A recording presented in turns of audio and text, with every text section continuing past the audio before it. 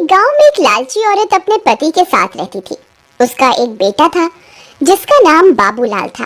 वह कोई काम धाम नहीं करता था, बस पूरा दिन गांव में इधर उधर मंडराता रहता था। एक बार अगर और मुझे राम प्यारी बोले ना तो एक लगाऊंगी। चुपचाप यहाँ से चला जा, नहीं तो मुझसे बुरा कोई नहीं होगा। अरे सुमन, तुम गुस्सा क्यों होती हो? तुम मुझे बहुत अच्छी लगती हो। मैं तुमसे शादी करना चाहता हूँ। मुझसे शादी के सपने छोड़ और निकल यहाँ से। बड़ा आया शादी करने वाला। फिर इतना बोलकर सुमन गुस्से में वहाँ से चली जाती है। तभी बाबूलाल का दोस्त वहाँ से गुजर रहा होता है।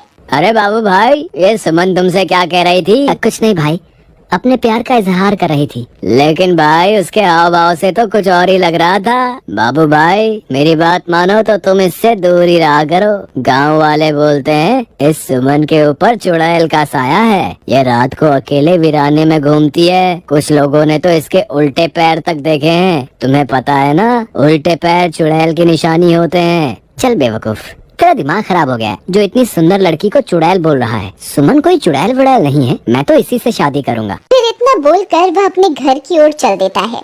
माँ, अब मेरी शादी की उम्र हो गई है। मेरी किसी सुंदर सी लड़की से शादी करवा दो ना। हाँ हाँ, क्यों नहीं। अगर राजा बेटा का कोई और भी अरमान है तो वो भी बता दीजिए। आपके सारे अरमान एक साथ ही पूरे करवा देंगे। काम धाम तो कुछ करना नहीं है। तेरी उम्र के सारे लड़के कुछ ना कुछ काम कर रहे हैं और एक तू है, पूरा दिन घूमता रहता है और मुफ्त की रोटियां तोड़ता रहता है। भला तुझ जैसे लड़के को कोई अपनी लड़की क्यों देगा? पहले कोई काम धाम करके कुछ पैसे वैसे कमा के दिखाओ, फिर शादी के सपने देखना। चल भाग यहाँ से, आवारा कहीं का। तो किसी काम धाम का नहीं है। देखो ना माँ, पिताजी हमेशा मेरी बेइज्जती करते रहते हैं। किसी दिन मैं घर छोड़ के ही चला जाऊंगा। अरे नहीं नहीं बेटा, कैसी बातें कर रहे हो? ये सब तुम्हारा ही तो है। अजी आप तो रह नहीं दो।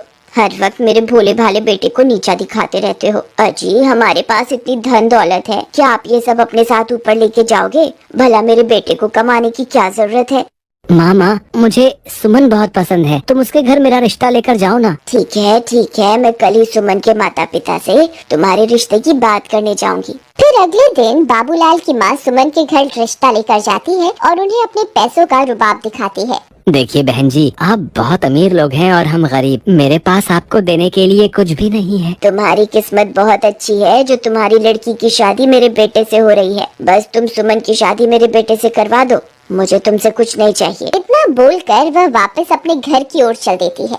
अगले दिन सुमन और बाबूलाल की शादी हो जाती है। बाबूलाल सुमन से शादी करके फूला नहीं समाता। रात होने पर बाबूलाल और सुमन अपने कमरे में सो रहे होते हैं। तभी सुमन उठती है और सीधा घर से बाहर निकल जाती है और जंगल की ओर चल पड़ती है।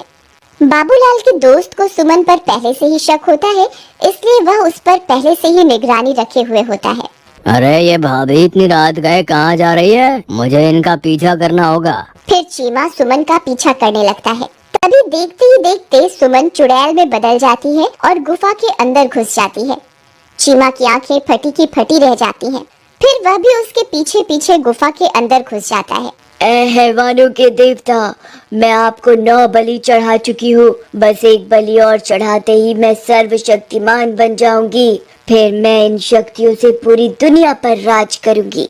मुझे अभी के अभी सारी बात बाबूलाल को जाकर बतानी होगी। फिर वह सीधा भागता हुआ बाबूलाल के घर जाता है और खिड़की से उसे आवाज देता है। बाबू भाई उठो, मुझे तुम्हें बहुत जरूरी बात बतानी है, जल्दी उठो।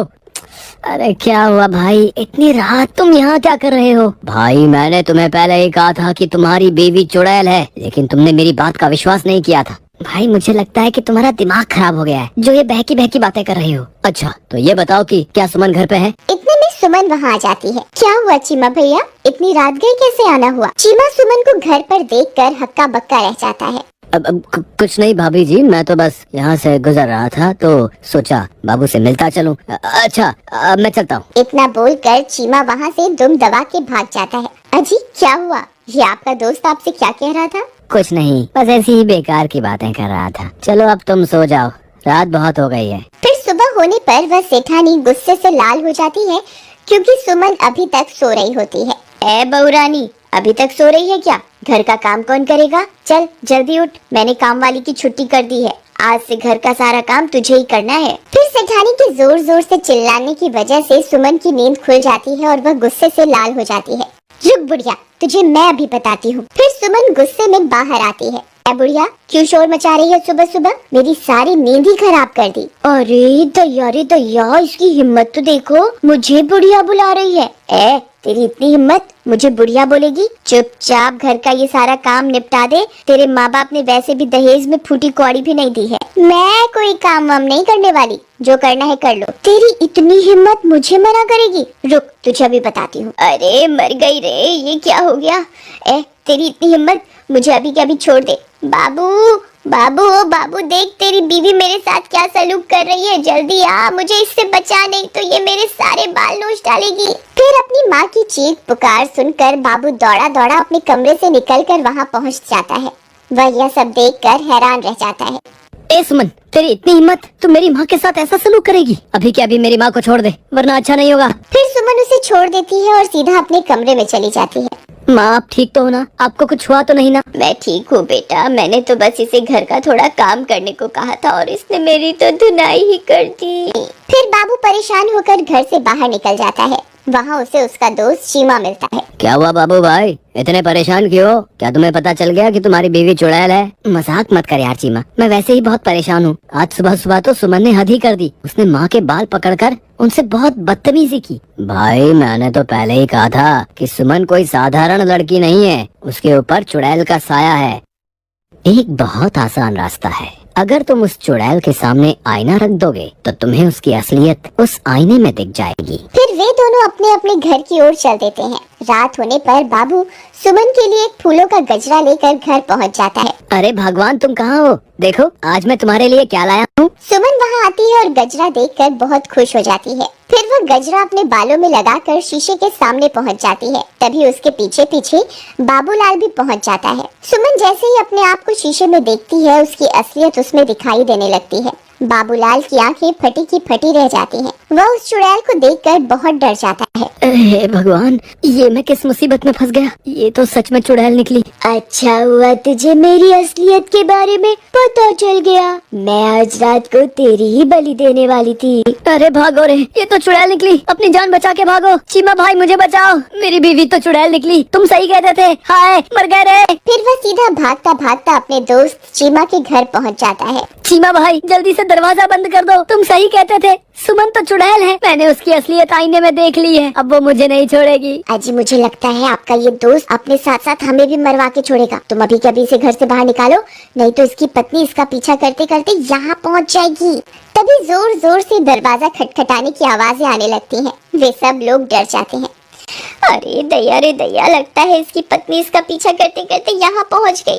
चीमा भाई, गलती से भी दरवाजा मत खोलना, नहीं तो वो चुड़ैल हम में से किसी को भी जिंदा नहीं छोड़ेगी। अरे मर गए रे बाबू भाई, भाभी तो चुड़ैल बनकर हमारे दरवाजे पर खड़ी है। अब क्या करें? मैं तो कहती हूँ इस बाबूलाल को उठाकर घर से बाहर फेंक दो। वह चुड़ैल इसी की तलाश में यहाँ आई है। बहुत शौक चढ़ा था ना इसे सुंदर स्त्री से शादी करने का। अब भुगतने दो इसे। चलो भाई बाबूलाल, अभी के अभी मेरे घर से बाहर निकलो। चलो चलो चलो। नहीं, मैं कहीं नहीं जाने वाला। मैं अकेला नहीं मरूंगा।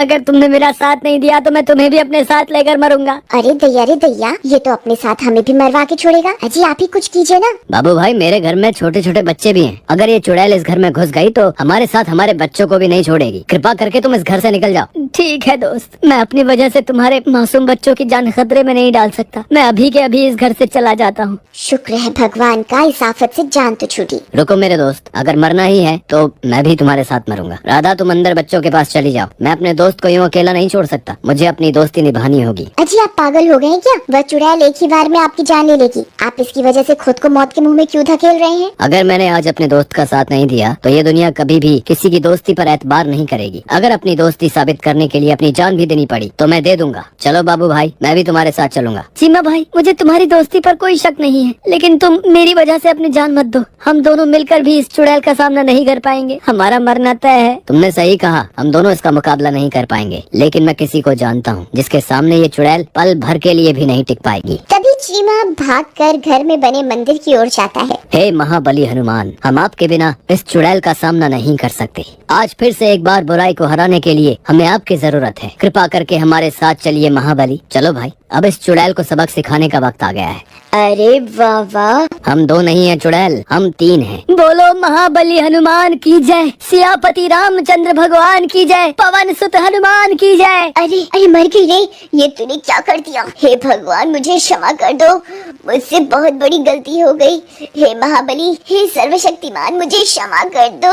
मैं आज के बाद किसी व्यक्ति को नहीं सताऊंगी। फिर कुछ ही पलों में वह चुड़ैल जलकर खाक हो जाती है और एक बार फिर बुराई पर हमेशा की तरह अच्छाई की जीत होती है।